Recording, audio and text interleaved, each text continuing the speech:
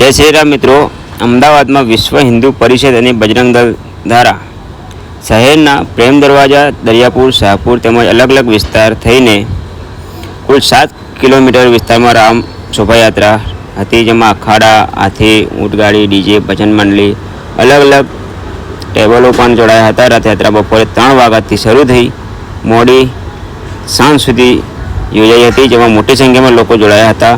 કરીબન 30,000થી વધારે પબ્લિક અંદર જોડાઈ હતી. વિશ્વ હિન્દુ પરિષદની બજરંગ દળ દ્વારા કરવામાં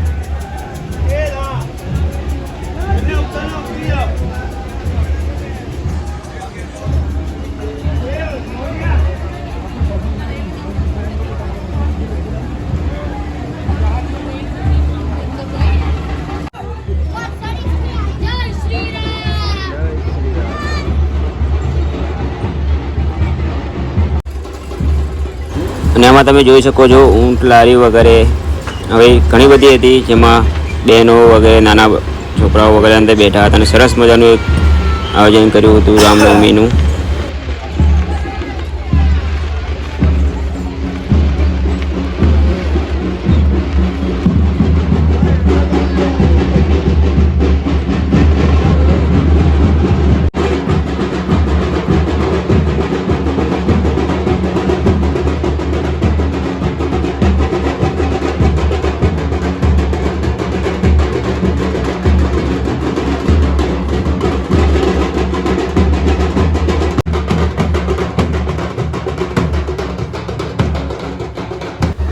અને આ રામનવમીમાં જે અખાડાનો બી સરસ મજાનું આયોજન કર્યું હતું. જે અખાડા પ્રેમીઓ જે હોય છે કરતબો બતાવતા હોય છે, તમે જોઈ શકો છો. આમાં જે રથયાત્રામાં આવતા હોય છે, આ વખતે રામનવમીમાં બી બધા જોડાયા હતા.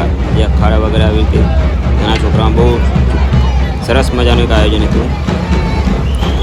અખાડા બી આ વખતે સારા 5-6 જોડાયા હતા, અંદર કરતબો બધા બતાવ્યા હતા.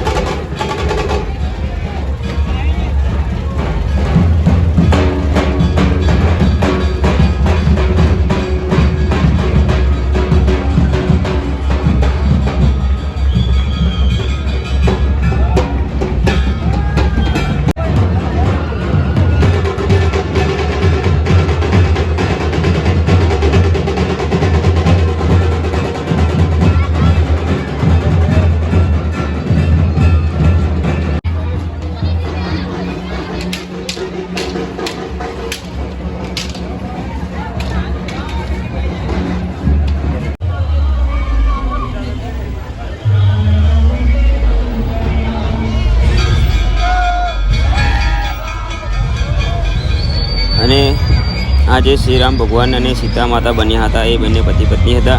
અને એમાં શ્રી રામ ભગવાન બંને અમદાવાદના છે અને સીતા માતા જે બન્યા હતા એ પોલેન્ડ દેશ જે એટલે કે વિદેશના હતા. એ બી આપણી સંસ્કૃતિમાં એ બળીને સીતા માતાનો વેશ ધારણ કરીને સરસ મજાનું એક આયોજન કર્યું હતું.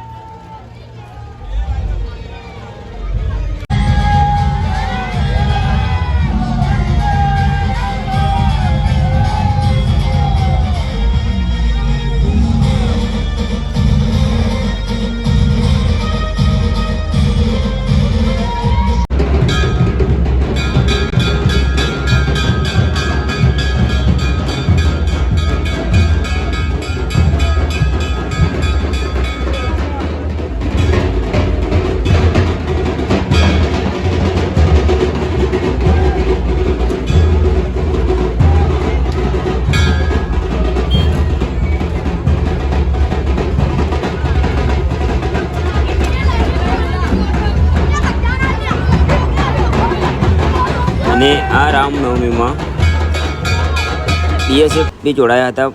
સારી રીતે એવું સુરક્ષા આપી હતી અને એવું લાગતું હતું કે મિની રથયાત્રા હોય ને એવું. મોટી સંખ્યામાં પોલીસનો બી સપોર્ટ સારો મળ્યો હતો અને બોર્ડર સિક્યુરિટી ફોર્સ લોકો આવ્યા હતા, જે જવાનો છે એ લોકો બધા, ને પાછળ બધા જોડાયેલા છે ભક્તો અને રથ આવી રહ્યો છે તો આપણે રથના બી તમને દર્શન કરાવીશું. અને પોલીસની સહાય બી બહુ સારી હતી. લોકોને સમજાવ્યા હતા જે આવી રીતે ઘર નીચે ના ઊભા રહે, કોઈ જાનહાનિ ના થાય એના માટે પોલીસ બી સારો સપોર્ટ મળ્યો હતો દરેક ભાઈઓને. અને સિક્યુરિટી હતી જે BSFના જવાનો બી આ વખતે શોભાયાત્રામાં જોડાયા હતા જે સુરક્ષા માટે. એવું લાગી રહ્યું હતું કે એક મિની રથયાત્રા હોય આપણા અમદાવાદ વિસ્તારમાં. અને મોટી સંખ્યામાં કમસે કમ 30,000થી પ્લસ પબ્લિક હતી અહીંયા. અને જોડાયા હતા લોકોએ દર્શન કર્યા હતા. રામ ભગવાનનું અને સીતા માતાનું રથ હતો, એમાં લોકોએ દર્શન કરાયા હતા બધાને. લોકો મોટી સંખ્યામાં જોડાયા હતા. એક ભવ્ય શોભાયાત્રા થઈ હતી જેમાં એવું લાગી રહ્યું હતું કે રથયાત્રા હોય મિની અમદાવાદમાં. જય શ્રી રામ.